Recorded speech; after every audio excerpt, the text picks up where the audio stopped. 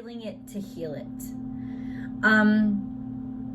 We do have a tendency to try to, when something really terrifying or bad or difficult happens to us, we have a tendency to try to, well, a tendency, not even a tendency, right? Sometimes it's just blatant shock, to lessen the blow so it doesn't hurt so much, because emotional pain, it runs as deep as physiological pain. So it's almost like in some ways, physiological pain is easier to get over because other people validate it. But the emotional pain that's left over, especially left over after physiological pain, is something that just doesn't get talked about. And that becomes even more toxic than the original physiological damage. And so now you're dealing with these issues, these truths, these realities of something that was intangible, that had a heavy impact on you, but for some reason you couldn't acknowledge it, or for some reason you wouldn't acknowledge it. We torment ourselves so often, making ourselves think that, you know what, like making ourselves think that, you know, if I had just not gotten into the car that day, or if I had just not returned their phone call, or, you know, if I, like, all of these things go through our heads, but it's hindsight.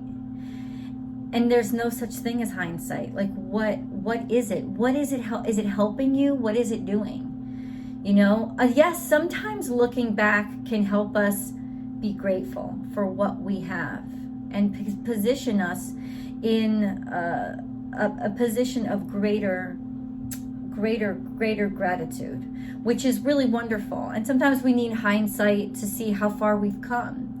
But to look back and, continue to struggle with a situation that you cannot change, but the only thing you can change is how you're reacting to how it's impacting you now.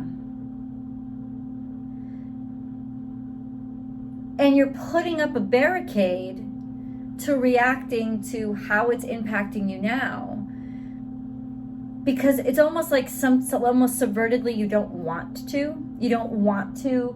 It's just another way to try to avoid it, right? Because reacting to it now would mean accepting everything that's happened since then. It would mean accepting any kind of fallout that's happened as if it's a permanent thing, because it is a permanent thing, but we don't want to admit the permanence of the thing. Instead, what's going on is it's almost like we're keeping the moment that it happened alive so that we don't have to admit the fallout from what happened. That kind of energy. So it's a hardship, but it's also a healing. I think that it comes from a place of innocence and wanting happiness. And wanting happiness so badly that we are sometimes in a position where we are willing to invent it. Just to have even a little bitty piece of it. So Leo, now is when things start to bubble up inside of you and come out. And it sounds like bad news, right? It's actually very, very good news, because what it's going to do is give you the release that you've needed for so very long.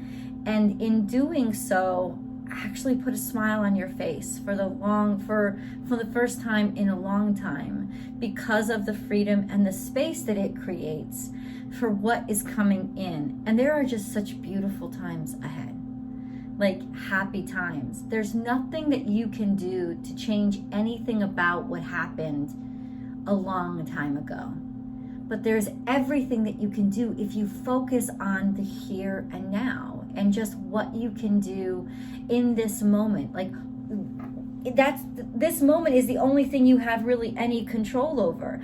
The future, looking too far in the future, which a lot of times fire signs do, right? Looking too far into the future is just tormenting yourself. And it's also setting up expectations that are actually putting up roadblocks. That's all expectations are. They're roadblocks for your future.